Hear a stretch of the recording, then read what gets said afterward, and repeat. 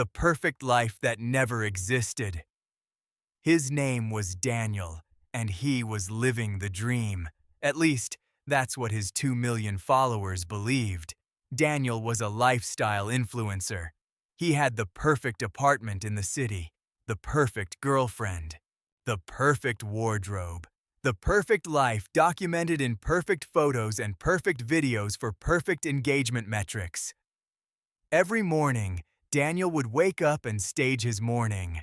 Coffee in a specific cup, sunlight hitting at a specific angle, his girlfriend in the background looking effortlessly beautiful, posted at the perfect time to maximize views. Every lunch was at a trendy restaurant, every outfit was designer, every vacation was to an exotic location. Every moment was curated, filtered, edited, and perfected before being released into the world. His followers worshipped him. Young people wanted to be him. Brands paid him hundreds of thousands of dollars to appear in their advertisements. He was the definition of success. But Daniel had a secret. Every single thing was fake. The apartment wasn't his. It belonged to a friend who charged him money to use it for photo shoots. The girlfriend wasn't his girlfriend. She was a model he paid to appear in videos. The designer clothes were borrowed from brands that wanted free publicity. Daniel made money by lying, by creating an illusion of a perfect life that didn't exist. And millions of people believed him. He had followers who spent their own money trying to replicate his lifestyle. Girls who wanted to look like his girlfriend. Boys who wanted to dress like him. Families who saved money they didn't have to buy his recommended products, and Daniel didn't care. Until the day he met someone who changed everything. Her name was Sophie, and she wasn't interested in following him. In fact, she didn't know who he was. Daniel met her at a coffee shop, and he was immediately drawn to her. Not because she was Instagram-worthy. She wasn't. She had no makeup. Her clothes were simple. Her hair was messy. But she was real. And for the first time in years, Daniel wanted to know someone real. He started spending time with Sophie. Real time. Not documented, not filtered, not posted, just two people talking. Sophie didn't have Instagram. She didn't have TikTok. She didn't care about likes or followers or engagement. She cared about books and hiking and conversations that lasted until 3 in the morning. For the first time in his life, Daniel experienced something he couldn't monetize, something he couldn't turn into content, something that was just real. He fell in love with her. But there was a problem. Sophie eventually found out who he was. She discovered his Instagram account. She saw the millions of followers. She saw the curated photos. She saw the perfect life. And then she asked him, "Is any of this real?" Daniel couldn't lie to her. He confessed everything. The fake apartment, the hired girlfriend, the borrowed clothes, the lies, all of it.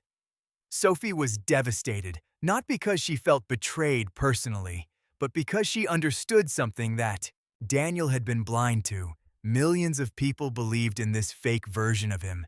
Millions of people were basing their self-worth on an illusion. "You have to tell them," Sophie said. "You have to tell your followers the truth."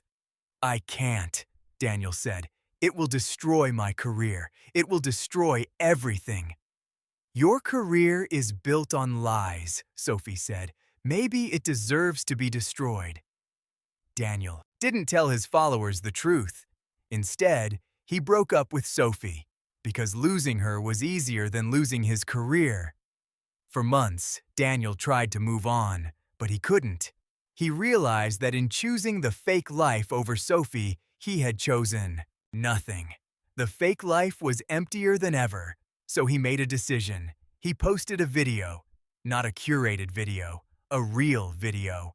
Him, no makeup, in his actual apartment, which was small and messy and nothing like the ones in his photos.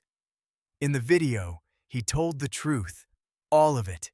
The fake girlfriend, the borrowed clothes, the staged photos, the lies.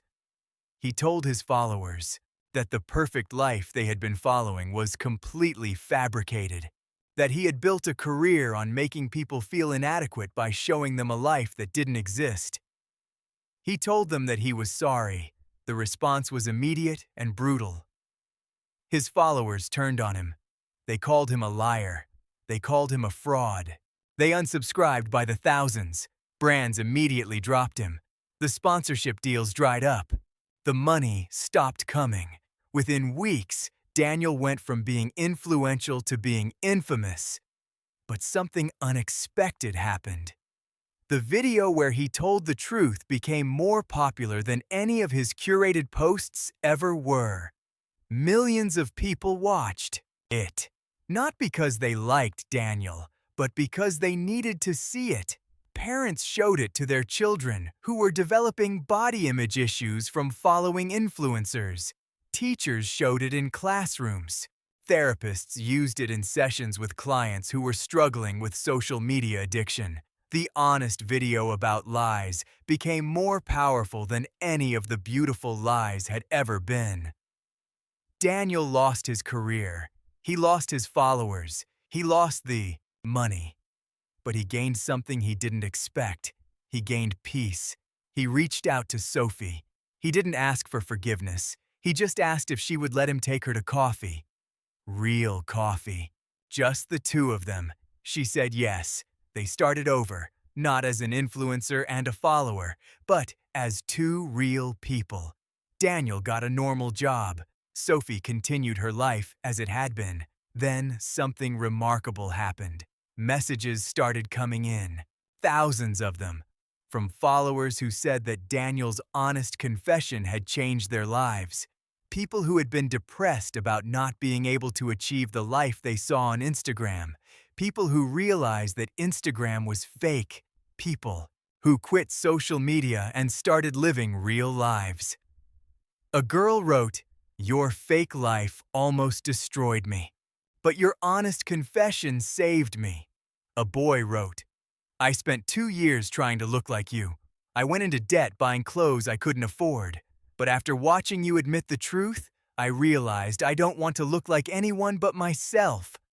Woman wrote, "I thought I was the only one living a real life in a fake world. Thank you for showing me that real is better." Daniel realized that his confession had done more good than his curated career ever had. By admitting his lies, he had given millions of people permission to be themselves. He decided to build something new, not an Instagram account, a real community of people dedicated to authenticity. He started a website where people could share their real lives, not the filtered versions, the messy, complicated, beautiful reality. It grew, slowly at first, then faster, because people were hungry for authenticity. They were tired of comparing themselves to lies. They wanted to see real people living real lives. Years later, Daniel had built something more valuable than followers or money or fame. He had built a movement toward authenticity in a world obsessed with image. He and Sophie got married, not on Instagram, just them, their families, and a small group of close friends. They bought a small house. They lived a quiet life. But Daniel's story continued to impact millions of people. Influencers started admitting that their content was curated. People started being more honest on social media. A new generation grew up questioning the images they saw online instead of believing them blindly. Daniel's confession became the most honest moment in influencer history. And paradoxically, it became his greatest achievement. On their 5-year anniversary, Sophie asked Daniel, "Do you regret losing the fake life?" Daniel thought about it for a long time. "No," he said. "I regret creating it in the first place, but I don't regret losing it. Because losing the fake life is how I found the real one." The documentary about Daniel's story was watched by 50 million people. Schools used it in their curriculum. It became the modern cautionary tale about social media, image, and authenticity. But the real power of the story wasn't in its reach. It was in its message. The most influential thing you can do is admit the truth. The most powerful person in the room is the one who is brave enough to be real. Daniel had started as someone with 2 million fake followers. He ended as someone with a small circle of real people who actually knew him, and he would never trade it back, because in the end, nothing was worth more than the truth, and no image was worth more than being real.